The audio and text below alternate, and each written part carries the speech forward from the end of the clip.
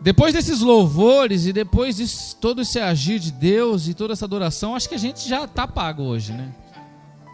O que vier é bônus. Quando o pastor Alexandre me convidou para estar aqui, eu já falei, vou falar sobre Elias. Só que aí depois ele me mandou o cartaz Milagres de Jesus.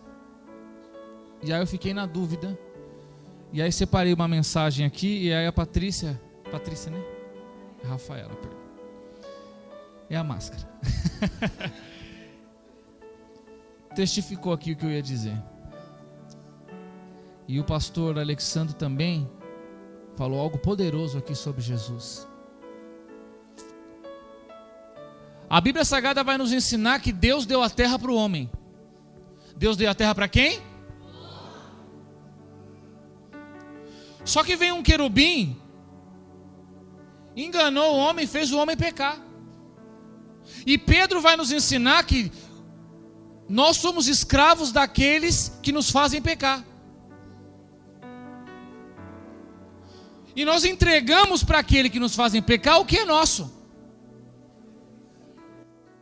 Quando Adão peca, Adão entrega o domínio da terra para ele. Então Deus desce e diz para ele: Adão, o que você fez? Você comeu da árvore que eu mandei você não comer? Ele diz: foi a mulher que o Senhor me deu. Ela me deu o fruto e eu comi. Ou seja, presbítero Éder, a culpa não foi minha. Então Deus vai até a mulher e fala: mulher,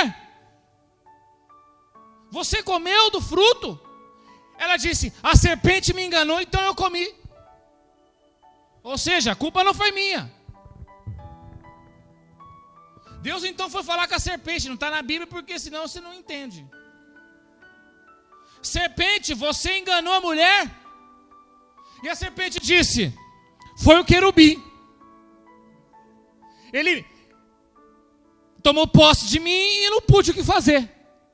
Tive que ceder. Deus foi falar com o querubim: você possuiu a serpente? O querubim disse: a culpa não foi minha, a culpa foi do trono. O que eu quero te dizer? Que toda justificativa do homem, toda tentativa humana de justificar o seu pecado, lança a culpa em Deus. Quem está aí? Então Deus disse: tudo bem, a culpa é minha.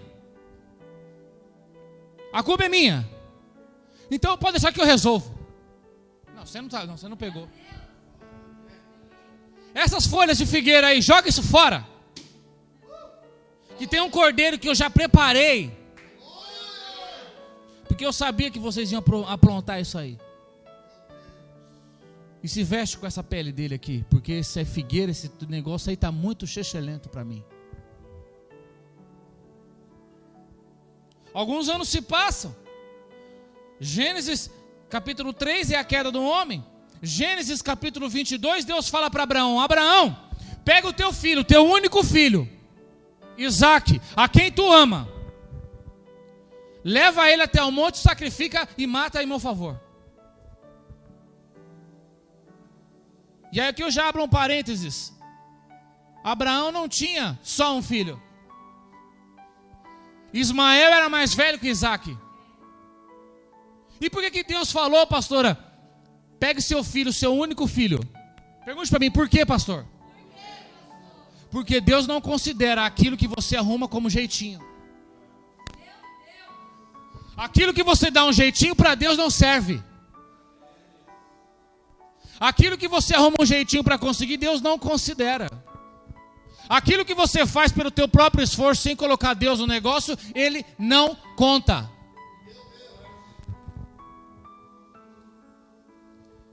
Ele só conta aquilo que Ele dá para você. Porque Deus só vai pedir aquilo que Ele já te deu antes. Deus, Ele só vai pedir de você aquilo que um dia Ele já te deu. Quem está aí? Então Abraão pega o menino e leva o menino. Quando ele chega no pé de 3 dias, Abraão saiu da casa dele, viajou durante 3 dias até chegar no pé do monte. Porque a gente lê a Bíblia muito rápido, acha que foi no dia seguinte. 3 dias. Agora pensa aqui comigo. Imagina, quem é pai aqui? Levanta a mão. Mãe. Imagina você 3 dias viajando, sabendo que o teu filho vai morrer. 3 dias. Parece até coincidência, né? Você não pegou. 3 dias. Quantos dias? Jesus. 3 dias de viagem. Quando ele chega no pé do monte, ele diz assim para os servos dele: fiquem aqui, que nós subiremos, adoraremos e voltaremos. Quantos dias? Então ele sobe com o menino. O menino fala: pai, eu estou vendo aqui a corda para amarrar o sacrifício. Eu estou vendo aqui o cutelo para dilacerar o sacrifício. Eu estou vendo aqui a lenha para queimar o sacrifício. Eu estou vendo aqui o óleo para queimar o sacrifício. Só não estou vendo o sacrifício. E aqui eu já te ensino uma coisa. O menino conhecia a doutrina. Você tem ensinado a doutrina para o teu? E o que acontece? Ele diz: não tem sacrifício. O menino entendeu. Sou eu o sacrifício. E então a gente acha que nada aconteceu, mas ele amarrou o menino. Ele colocou o menino sobre o altar. Ele jogou óleo, que é o combustível, sobre o altar. Lá canta da baço. E eu imagino que quando ele, não tinha, claro, mas trazendo para os dias de hoje, fosse riscar o fósforo, eis que um anjo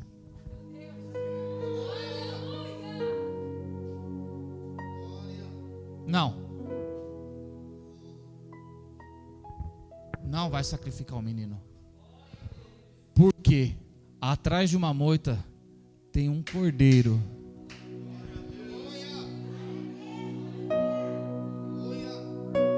Essa é a segunda manifestação do cordeiro. E o tempo passa de novo. Mateus capítulo 26 vai dizer que logo depois da ceia, abre comigo lá, Mateus 26. Aleluia.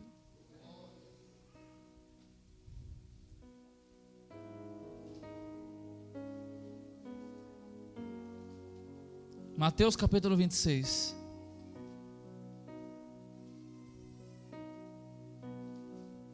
Oh, aleluia.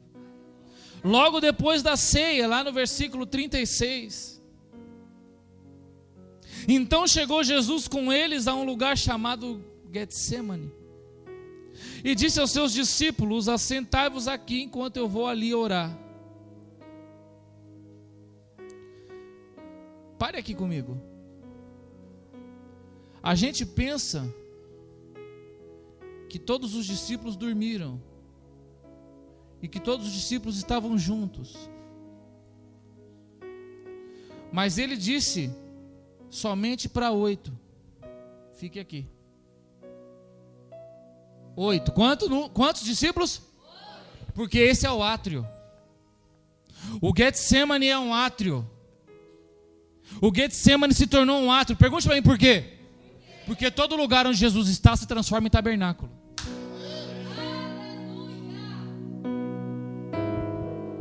Então 8 ficaram lá longe, no átrio. 8. Menos um, que era o Judas, que já não estava mais ali. Porque, não sei se eu posso falar isso. Posso falar? Alguém pediu lá. Porque nem todos os discípulos estão presentes com você no pior momento da tua vida. Tem uns que nem no átrio estão. Tem alguns Judas que nem no átrio estão. Só que nos bons momentos ele sempre aparece. Então ele deixou 8, quantos? Versículo 37. E levando consigo Pedro e os 2 filhos de Zebedeu, começou a entristecer-se e a angustiar-se muito. Então ele deixou 8 no átrio e levou os 3 que sempre estão com ele, os 3 que sempre estavam com ele, os 3 que viram ele em glória transfigurado no monte, os 3 que viram o milagre, que estavam dentro do quarto da filha de Jairo, os mesmos 3 ele levou para o lugar santo. Porque Jesus disse, nós lemos ali, pastor, a alma dele estava entristecida. É por isso que o salmista vai dizer: por que te abates, ó minha alma?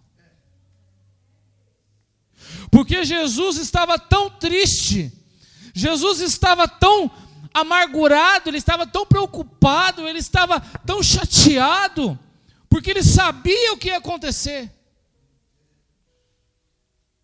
Aleluia. O homem que caminhou sobre as águas, o homem que mandou a tempestade cessar,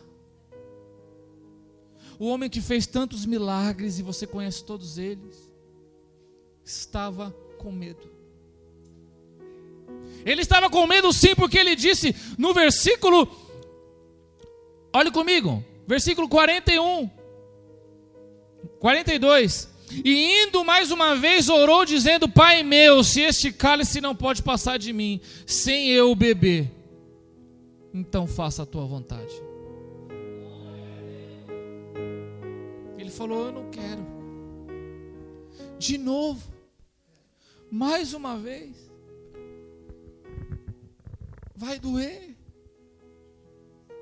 vão cuspir em mim, vão me xingar, me ofender, eu vou sentir toda a ira do homem sobre mim. Ele estava tão angustiado que a Bíblia Sagrada vai dizer que ele suou sangue. E isso é uma doença, isso existe. Lucas era médico e ele corroborou isso. É uma doença que, quando você está sob uma forte estresse, uma forte pressão, um forte nível de preocupação, de problema mental, de problema no seu psicológico, isso é tudo tão pesado que o teu corpo ele não supera, que ele explode de dentro para fora.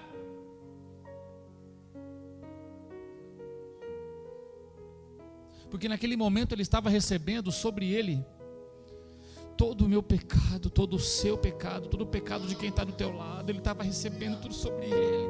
E ele, Jesus, ele era 100% homem, 100% Deus. E como 100% homem, ele não conseguia suportar mais aquela dor. E ele disse: Senhor, Pai, recebe esse cálice. Eu não posso. Eu não sei qual é a dor que você está passando. Eu não sei qual é a luta que você está passando. Eu não sei o quanto difícil está sendo para você. Faça como Jesus. Entregue para Ele e diga: Senhor, mas seja feita a Tua vontade. Seja feita então a Tua vontade, porque ela é boa, perfeita e agradável. Tem alguém vivo aí? Oh, Deus é maravilhoso. Quem está vivo aí ainda? Essa foi só a introdução. E ele se entrega. Você conhece o texto, Mateus 26, lá no versículo, no finzinho. Ele morre. Só que repita isso que eu vou dizer comigo: Jesus é mais forte que a morte. Abra sua Bíblia comigo em Lucas capítulo 7.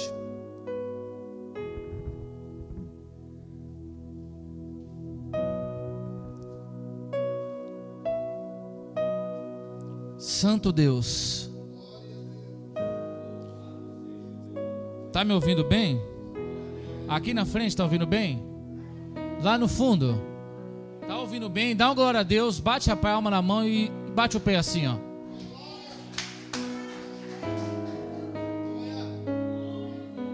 A unção estava no bater o pé. Se não bateu o pé. Quem achou, diga amém. Lucas capítulo 7, versículo 11. E aconteceu que no dia seguinte, ele foi a uma cidade chamada Naim. E com ele iam muitos dos seus discípulos. Repita comigo, muitos dos seus discípulos. E uma grande multidão. E quando chegou perto da porta da cidade, eis que levavam um defunto, filho único de sua mãe, que era viúva. E com ela ia também uma grande multidão. Repita comigo, ia também uma grande multidão.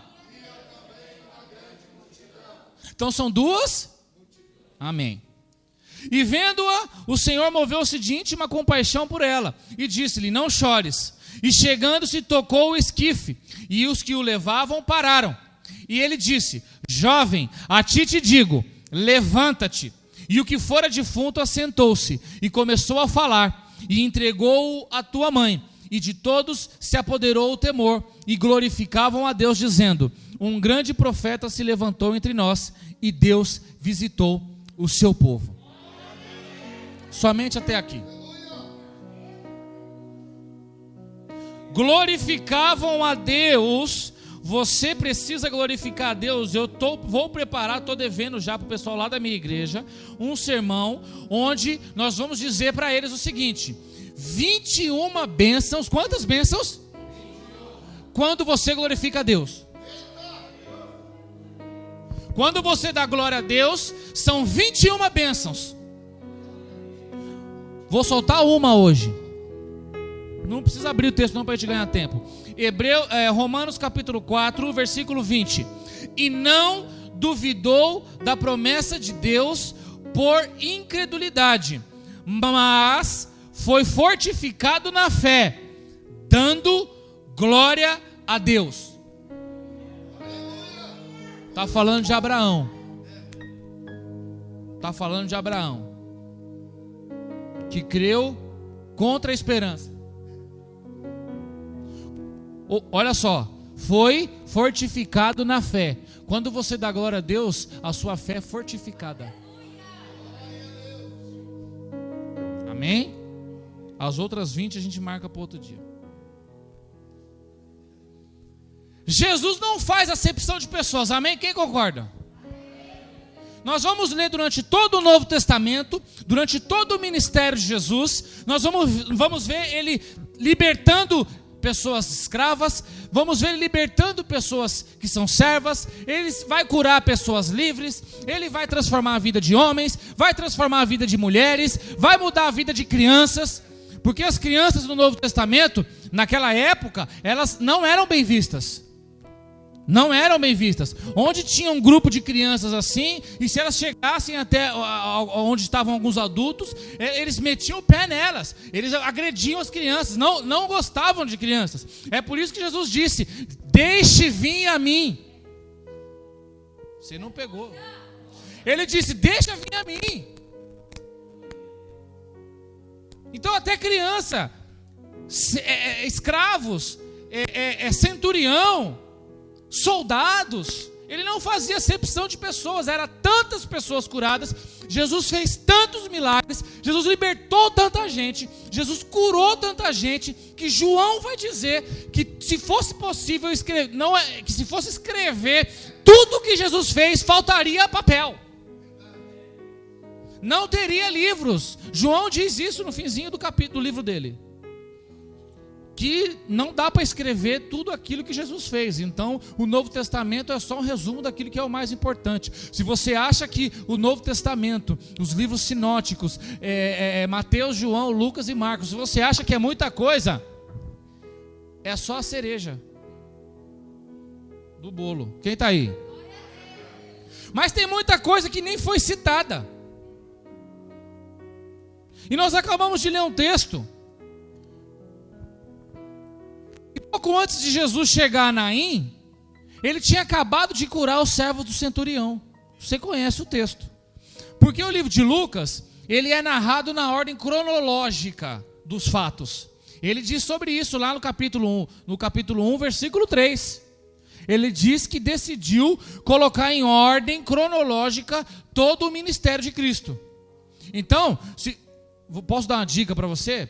Quando você quiser procurar alguma coisa na Bíblia Sagrada, algum milagre de Jesus que precisa estar em ordem, corre para Lucas. Porque está em ordem. Então ele acaba de curar o servo do centurião e está indo para Naim. Amém? E ele curou esse homem e está indo para Naim. E como Jesus anda, onde ele vai, é multidão. Eu imagino o furdunço que não era. E as pessoas e os comentários, está vindo, está chegando, ele está vindo aí, está chegando, está aqui na Raposo, está subindo a rua, e então todo mundo já aí, juntava mais gente ainda, amém? E ele está indo, ele acaba de curar o servo do centurião, ou seja, está vindo cheio do poder. As pessoas que estavam em volta dele tinham acabado de ver um milagre, e ele está pronto para continuar o ministério dele. Mostrar para todos os principados, potestades, dominadores, hostes da maldade, que até a morte, não, você não pegou, que até a morte ia ter que se render mais uma vez, porque precisava ainda. A morte apanhou tanto no Novo Testamento, que ela ainda não cedeu, porque a Bíblia vai falar em Apocalipse que o último inimigo a ser derrotado é a morte, mas ela já apanhou tanto. E aqui ela vai apanhar de novo. Agora você imagina, porque a morte, olha aqui para mim, a morte e Satanás, eles têm um pacto, eles são assim, ó, os dois, ó. Eles são aliados. Por quê? Um depende do outro. E um arruma cliente para o outro. Então a morte está ali, imagina a morte. O homem está vindo.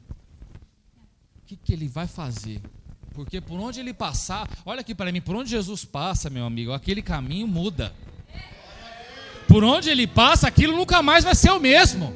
Por onde ele passa, aquela vida nunca mais vai ser a mesma.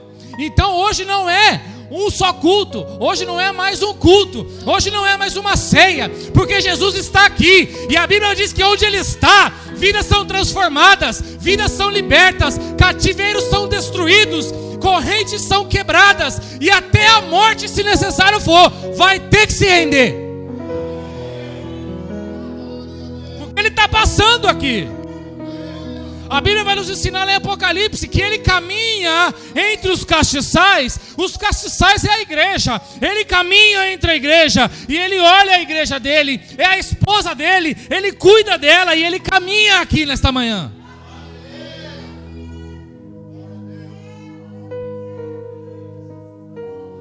E ele tem um destino, porque pensa numa pessoa obstinada, objetiva e clara e focada é Cristo. Ou você acha que ele saía andando por aí sem ter o que fazer? Não, ele é focado, ele ia na cidade de Naim, porque ele sabia que ali tinha uma coisa para ele resolver. E eu profetizo aqui nesta manhã, ele veio aqui e você veio aqui, porque ele tem algo para fazer na tua vida nesta manhã.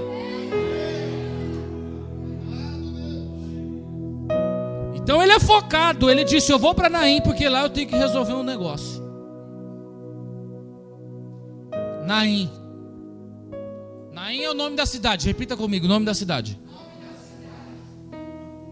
Porque você pega na epígrafe do texto assim, a viúva de Naim. A gente pensa que Naim é o noivo dela, é o marido. Não, não é.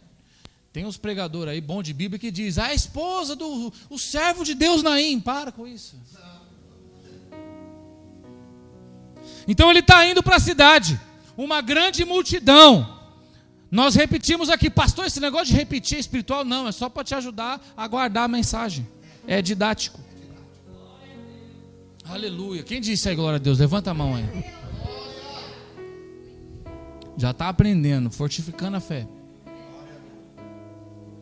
Então ele está indo, uma grande multidão está seguindo ele, porque Jesus, eu disse, ele nunca anda sozinho, ele nunca está sozinho. É por isso que muitas vezes ele ia para a casa de Lázaro, ficava com Maria e Marta para ver se ele podia relaxar um pouco. Porque ali ele podia sentar no sofá. Maria sentava, ele fazia o que ele mais gostava de fazer, que era ensinar. Ela ficava sentada ali, ele ficava ensinando para ela a doutrina. Foi numa dessas conversas que ele disse: você precisa ungir minha cabeça, porque se você não me ungir, eu não posso morrer. Se eu não posso morrer, eu não posso ressuscitar. Se eu não ressuscitar, o povo lá da...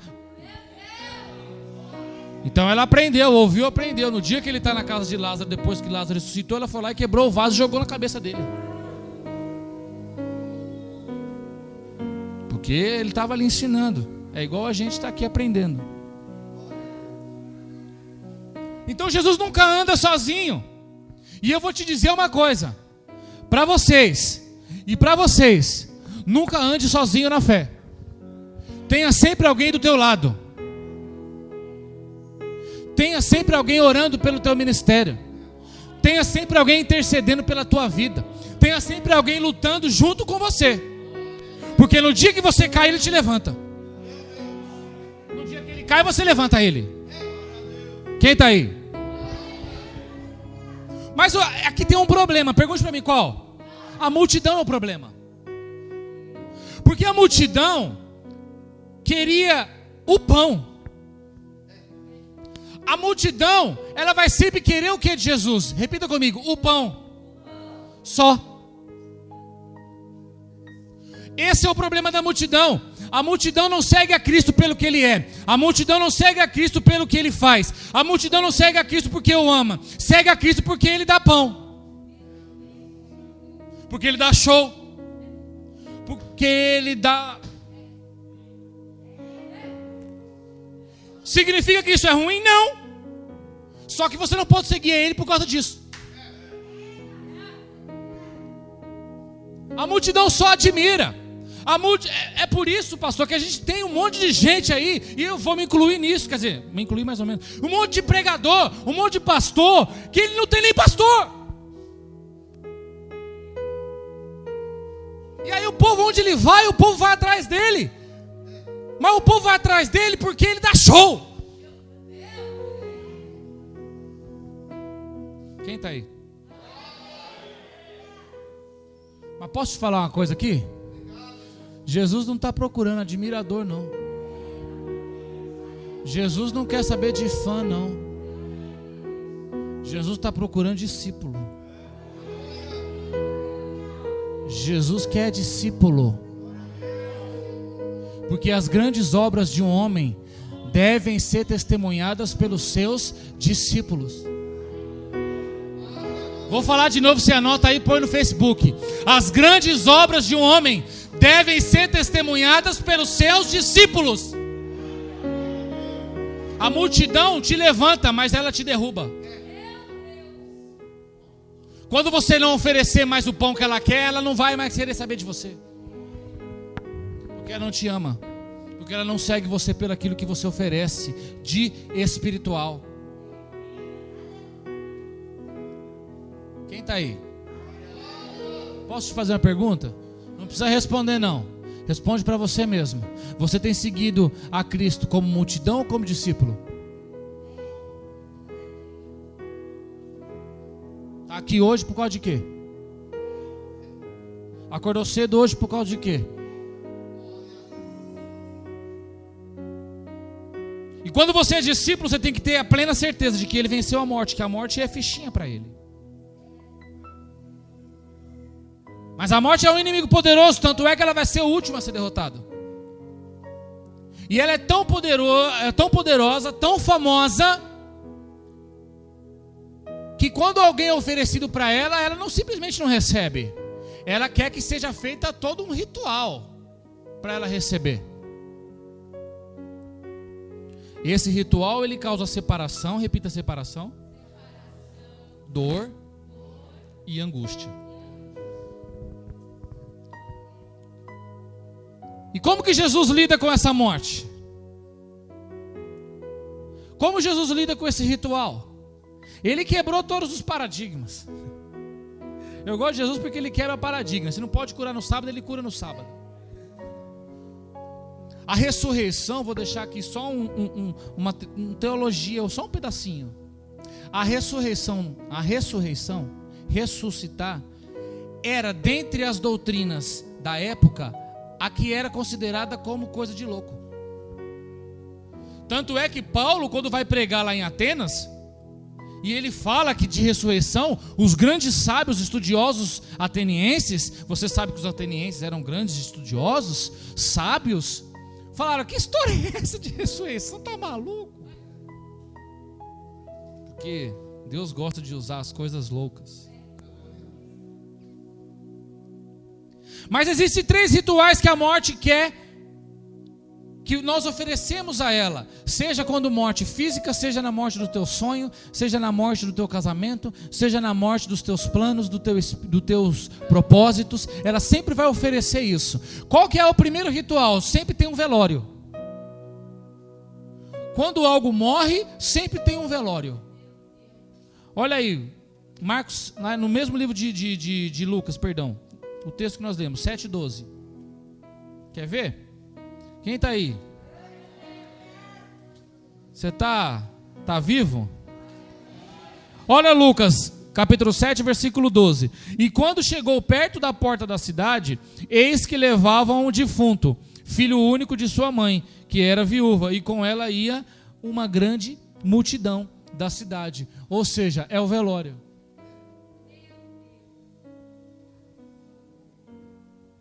Quem aqui já participou de um velório alguma vez na vida? E quando algo morre na tua vida, seja o teu sonho, o teu plano, o seu objetivo, o seu ministério, quando algo morre, sempre primeiro tem o velório.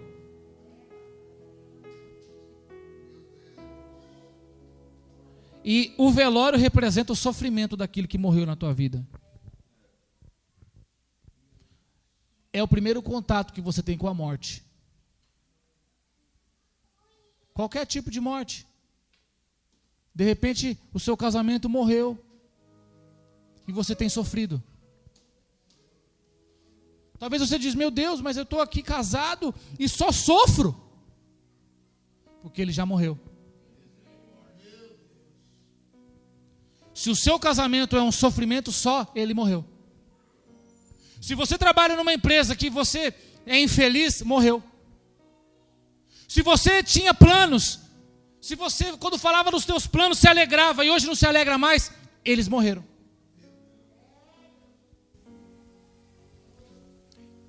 Eu sou engenheiro ambiental. 80% das árvores de São Paulo estão mortas. Só não caiu ainda.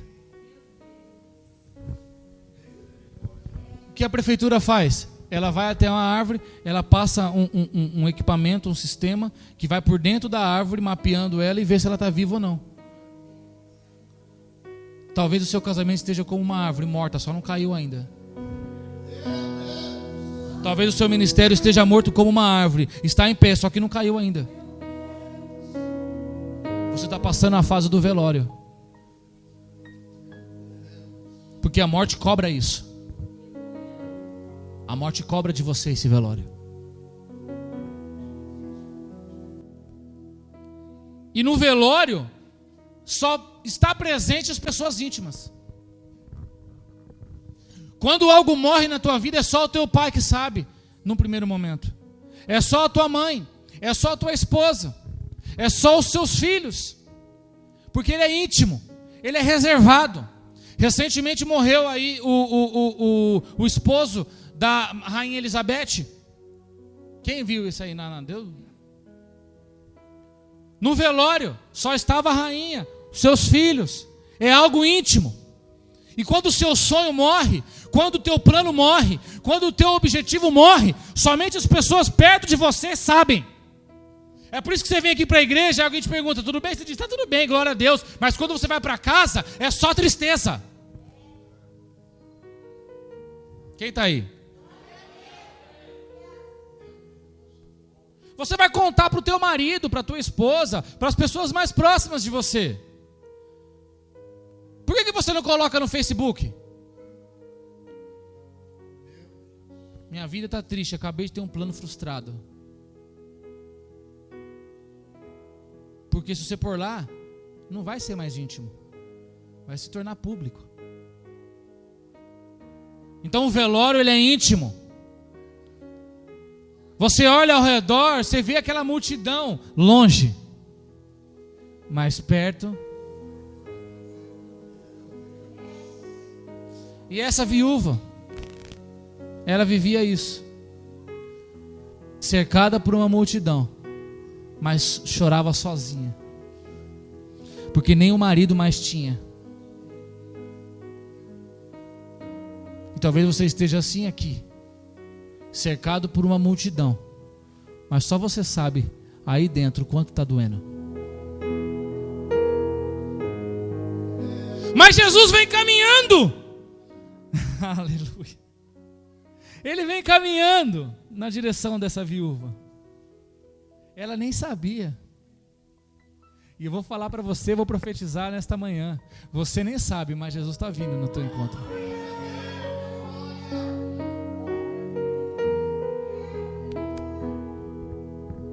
Jesus está vindo. Para chegar até a cidade de Naim, na porta da cidade, repita comigo, na porta da cidade, tem um cemitério.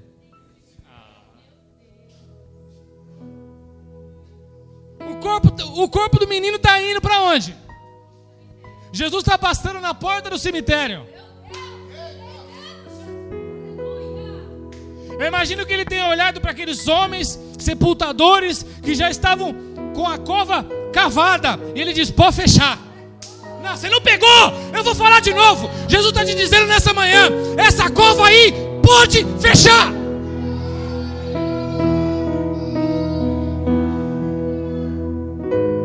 Eu não sei o que morreu na tua vida, mas Jesus está te dizendo: essa cova já está até aberta, mas eu estou mandando fechar.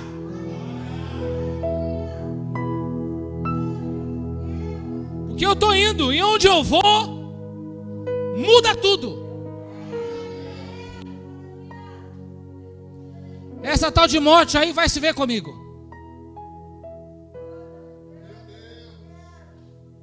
Jesus está dizendo para mim aqui, para você, dizer para essa morte aí: Jesus vai se ver, Ele vai te pegar.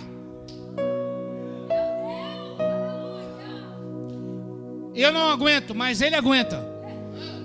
Repita comigo: eu não aguento, mas Ele aguenta. Vai se ver com Ele. Aleluia. É como uma criança que vive sofrendo bullying na escola. O que ela diz? Você vai se ver com meu pai. É porque você não conhece o meu pai. E eu gostaria que você dissesse isso para você mesmo nesta manhã: você não conhece o meu pai.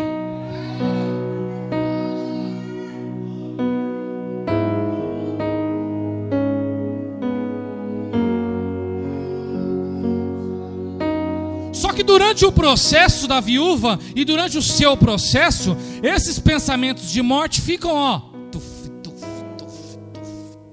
porque a morte ela é assim, além de matar, ela ainda quer que você sofra. Ela fica te lembrando, ela fica te falando, ela fica dizendo: tá vendo? É por isso. Eu destruí, eu matei, eu fiz acontecer, você não tem mais nada. Cadê o papai? E aí você se deixa levar. Oh, meu Deus, cadê o Senhor? Está se deixando levar pelos pensamentos de morte. Você pensa que essa sua dor aí é muito grande?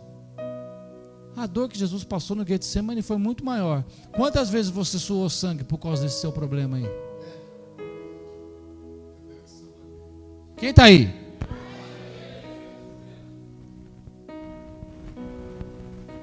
A morte está tentando te separar do teu sonho. A morte está tentando te separar dos teus planos.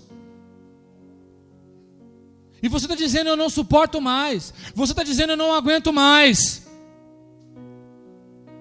Mas Jesus conhecia a dor daquela mulher. E Jesus conhece a tua. Não, eu vou falar de novo. Jesus conhece a tua dor. Isso parece ser meio clichê, mas olha só. Você acha que Deus não conhece a tua dor? Você acha que isso é clichê? Olha só o que João capítulo 3, versículo 16 vai dizer: porque Deus amou o mundo de tal maneira. Continua o versículo ou você continua?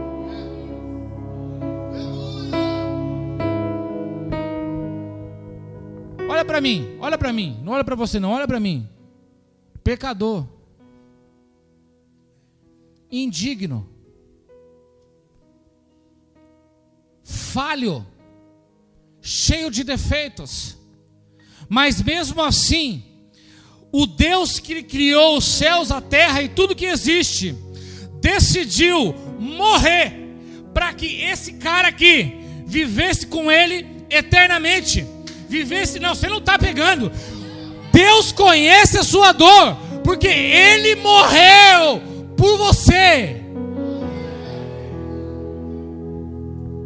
Para de graça.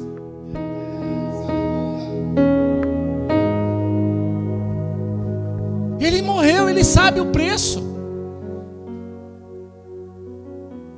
Você está sem esperança aí, mas também lá, Maria e Marta também não estavam com esperança mais.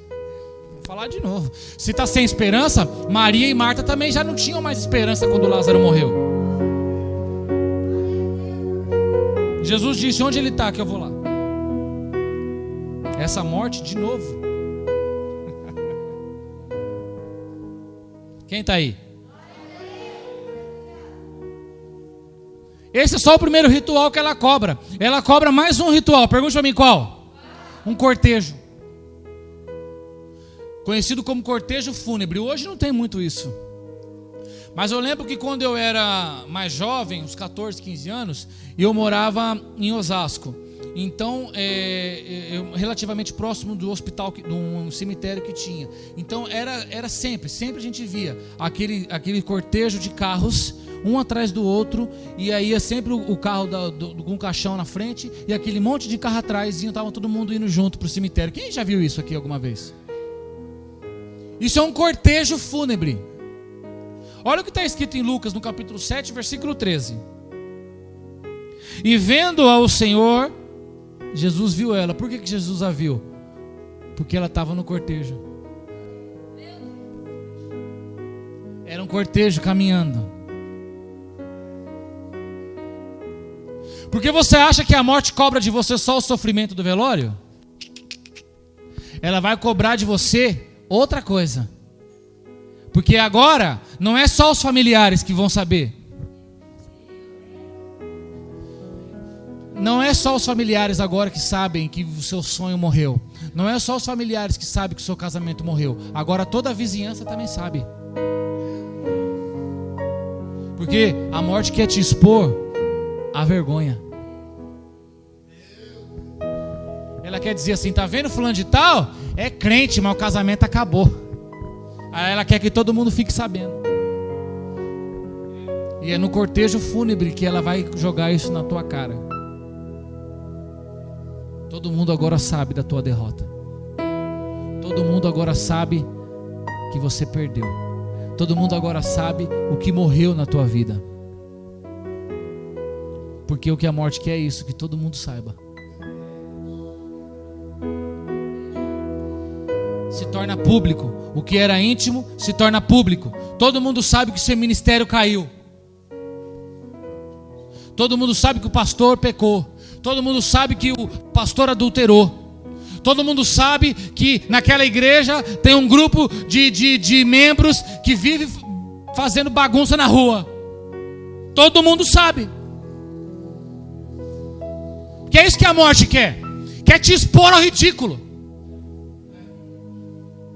Porque quando ela expõe você ao ridículo, você... Não sei se eu devo falar, tem algumas coisas que eu não sei se eu devo falar. Posso falar? Então diz, fala, pastor. Nós somos embaixadores. De quem?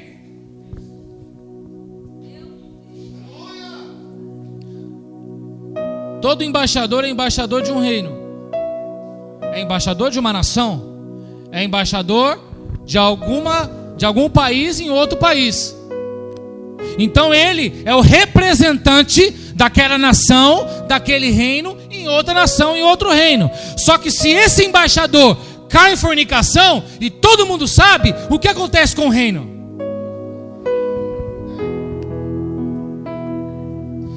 Lembra que eu falei que Satanás e a morte são comparsa? Quando algo morre na tua vida, você, por ser embaixador do reino de Deus, e todo mundo fica sabendo, o que as pessoas vão pensar que é o reino de Deus? Se o próprio embaixador... Quem está aí? Todo mundo tem que saber. Pergunte para mim por quê? Porque a morte quer ser aplaudida. Ela quer ser aplaudida. Ela quer ser a responsável pela morte daquilo que você sonhou, daquilo que um dia te fez tão bem, daquilo que um dia te deixou tão alegre e feliz.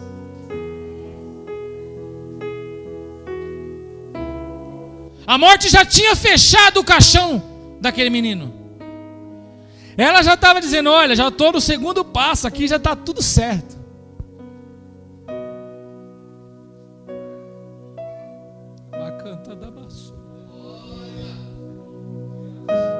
Então as duas multidões se encontram. Uma multidão levava a morte. Uma multidão aplaudia a morte. Mas a outra multidão, a outra multidão trazia vida. Ele disse que ele é a verdade, o caminho e a vida. A outra multidão vinha com a vida. A outra multidão vinha por um outro caminho. A outra multidão trazia a verdade. A outra multidão trazia o Rei da Glória. A outra multidão trazia a solução para a vida daquela mulher. E elas se encontram, as duas multidões, uma diferente da outra, uma totalmente diferente da outra, uma trazendo a alegria do recém-milagre do servo, do centurião. Ela tinha visto um milagre, ela tinha visto maravilhas, ela sabia que nada podia deter aquele homem. Eu vou falar de novo, você perdeu a oportunidade de dar um glória a Deus. Aquela multidão que estava com Cristo sabia que nada podia deter aquele homem.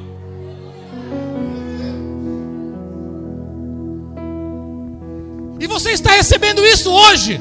Está saindo daqui deste altar, está saindo de dentro desta igreja, está saindo desde a hora que você entrou naquela porta, está saindo para você uma multidão que está te dizendo: tem chances, creia na esperança, a vida não morreu.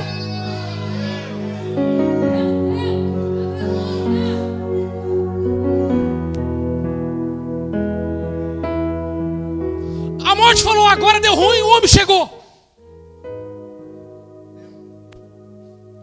As coisas vão começar a ficar ruim para mim aqui. Eu imagino que a morte se escondeu num cantinho assim, pensando que talvez ali ele não visse ela,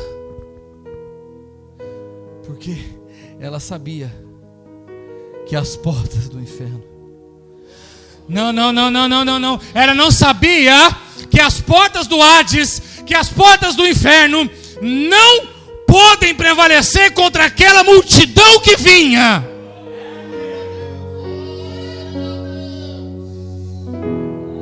E que os portões do Hades seriam derrubados, porque tinha uma alma lá que ia ter que sair dali. Não, você não está entendendo. Não dá tempo de explicar. O mundo dos mortos, o Hades, é uma prisão. Repita comigo: é uma prisão. Quem entrava lá não podia sair mais. É assim ainda até hoje. Quem entra lá não pode sair mais. Morreu, ao homem está ordenado morrer, vindo logo após isso. Ou seja, morreu, você não pode sair de lá. Você só pode sair de lá com uma condição. Repita para mim: qual? Se você for pela ressurreição. Tinha uma alma lá no Hades que não ia ficar lá. E o Hades, ele tem um portão que ficam 2 demônios, um de cada lado, com a chave do Hades. Ninguém pode sair. É por isso que Jesus vai dizer: as portas do Hades não prevalecerão contra a minha igreja, porque eu vou lá e vou tirar todos que estiverem lá.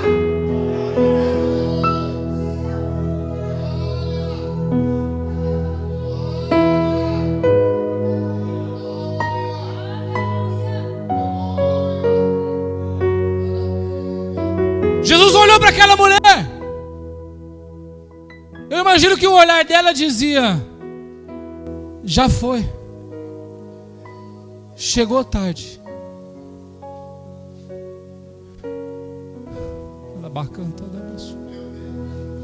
Eu estava aqui na hora do louvor e Deus falou assim para mim: tem alguém aqui hoje que veio aqui hoje porque disse: olha, é a última vez que eu vou tentar.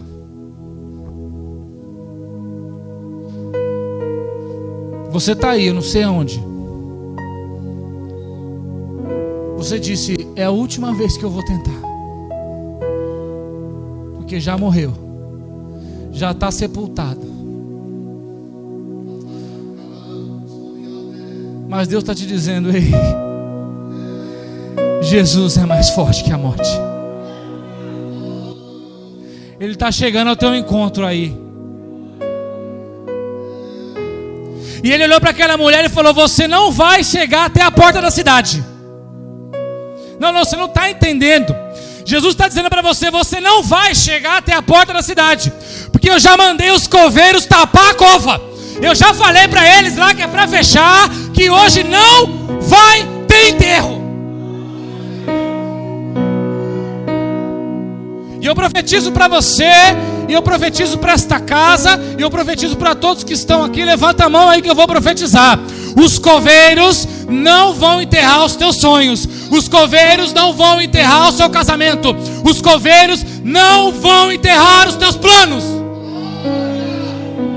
Nada será enterrado neste dia. Não saia da cidade. Fique firme. Suporte a dor. Permaneça firme. Jesus está chegando.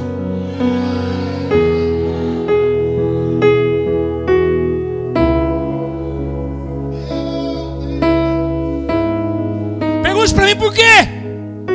Pergunte por quê? Porque toda vez que você pega um morto dentro da tua casa e leva ele para Jesus, ele vai levantar.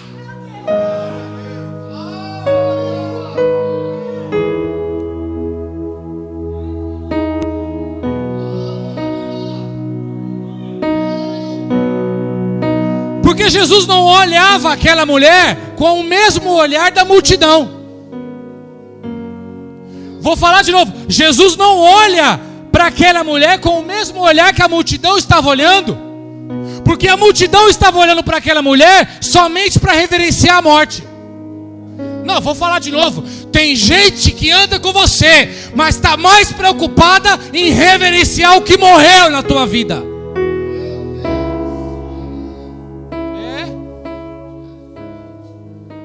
Sabe por quê? Pergunte por quê. Porque somente estando ao teu lado, vendo aquilo que está morto em você, ela vai pensar que ela tem alguma coisa. Ela só vai... Tem gente que acha que o casamento dela só é bom quando o de alguém está morto. Porque tem alguém que acha que só tem um ministério bom e abençoado quando o outro está morto. Quem está aí? Mas posso te falar algo aqui? Jesus não está nem um pouco preocupado com o que está morto.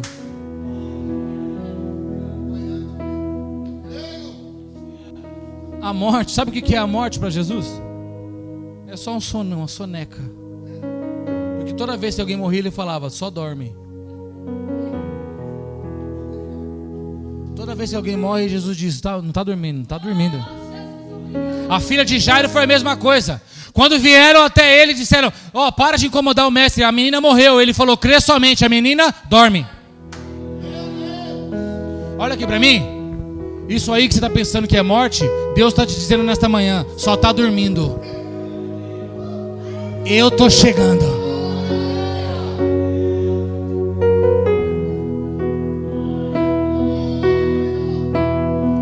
Versículo 14, Lucas 7. E chegando-se ele, tocou o esquife, e os que o levavam pararam, e disse: jovem, a ti te digo, levanta-te. E o que estava morto assentou-se e começou a falar.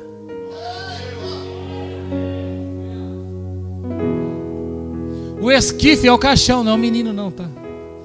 Bom deixar claro isso. Uma das palavras usadas para caixão é esquife. Tem gente que acha que o esquife levantou. Não, Jesus. Às vezes, né? Sempre bom. Então, depois do cortejo, chega-se ao cemitério. Onde lá no cemitério as pessoas vão fazer o quê? Vão abrir o caixão. Vai revelar tudo que morreu para você. Porque a gente tem uma concepção ocidental de um funeral.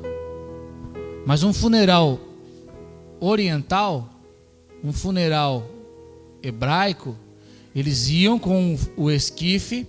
Lembra de Lázaro? Imagina se Lázaro está trancado no caixão, gente. Como que ele sai? Imagina Lázaro lá. Abre aí! Abre aí! Então eles levavam o esquife no alto. Quando chegava lá, tirava o corpo enrolado em panos, se a pessoa tivesse condição. Se a pessoa tivesse condição, ela ia ser ungida, lavada. Lembra Jesus? As mulheres estavam indo lavar ele. Se ele está dentro do caixão, como que faz para lavar? Então não é assim que funciona. Como que funcionava? Leva o caixão, quando chega no cemitério, tira o corpo fora e enterra. Você não está pegando. Então, revelar a morte é o intuito do sepultamento. Revelar, agora vai ser revelado os detalhes do adultério. Você não sabe. O negócio foi forte, irmão. Foi assim assado. Tal dia, tal noite, desse jeito. Meu Deus, e aí a podridão, ó. É isso que querem fazer com você. É isso que a morte quer fazer com o teu plano, com o teu casamento, com o teu trabalho, com os teus filhos. Ela quer revelar a podridão. Revelar. Pense no quanto você tem sofrido. É isso que a morte quer de você. Depois que você procura alguém íntimo para contar, aquilo se torna público e depois até os detalhes caem na boca do povo. E você é embaixador de Cristo. E você é a igreja do Senhor. Mas Deus está te falando nessa manhã: tudo que morreu na tua vida, eu posso trazer à vida. Todos os teus sonhos, todos os teus planos, tudo aquilo que você viu morrer, Jesus vai ressuscitar hoje. Quem acredita nisso, levanta a mão direita e dá um brado de glórias ao Senhor. Mas a palavra de Deus vai nos ensinar que Jesus tocou no caixão.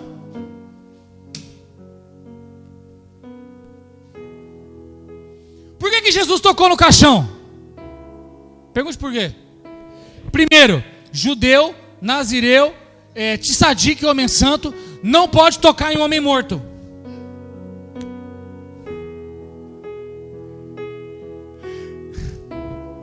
Isso é forte demais. Segundo, Jesus não precisa nem tocar em você para alcançar a tua casa, a tua família, o teu trabalho. Alguém pegou lá. Ele não precisa tocar em você, ele só precisa tocar no que está de fora, ele só precisa tocar no esquife, e aí ele vai alcançar não só a tua vida, não só a tua casa, não só o teu trabalho, não só os teus filhos, ele vai alcançar tudo.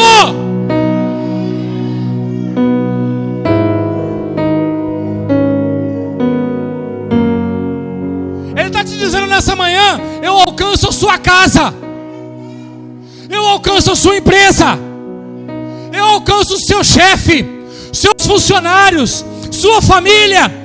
Todos vão receber a bênção que eu vou derramar sobre você. Só um toque de Cristo, e tudo muda de figura, tudo muda de estado. Se estava morto, agora está vivo. Se era livre, se era escravo, agora é livre. Se era pobre, agora é rico. Porque por onde Jesus passa, tudo é transformado.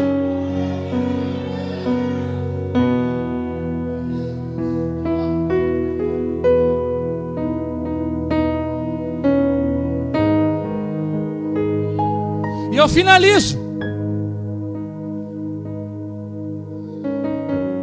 A ressurreição é um processo. Ela é um processo. Repita comigo, é um processo. Primeiro se assenta.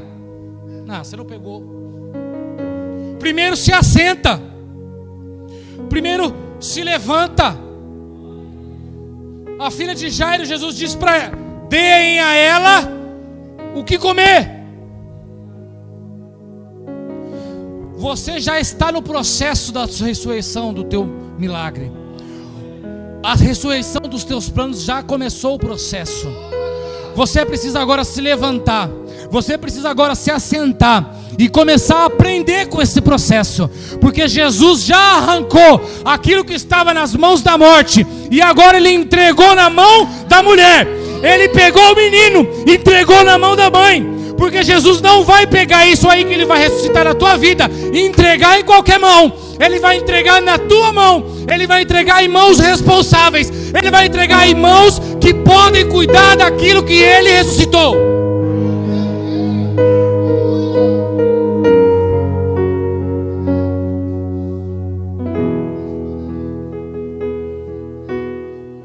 Fique de pé em nome de Jesus.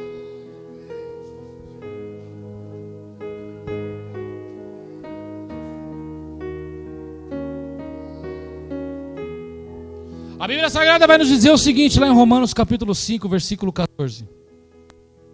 No entanto, a morte reinou de Adão até Moisés, até sobre aqueles que não tinham pecado, à semelhança da transgressão de Adão, o qual é a figura daquele que havia de vir. A morte reinou de Adão a Moisés. Por que ela reinou de Adão a Moisés? Pergunte por quê. Porque Moisés escreveu a lei, e na lei existe um artigo, um mandamento que diz: aquele que não pecar tem o poder de ressuscitar. Então até Moisés escrever esse mandamento, a morte reinou.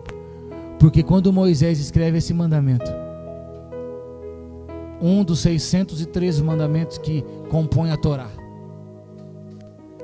ela acabou de perder o reinado. Por quê? Alguém pegou lá. Ela reinava porque não tinha mandamento. Quando foi escrito que aquele que não pecasse ressuscitaria, ou seja, tem uma possibilidade de alguém não passar mais pela morte. E quem escreveu a lei?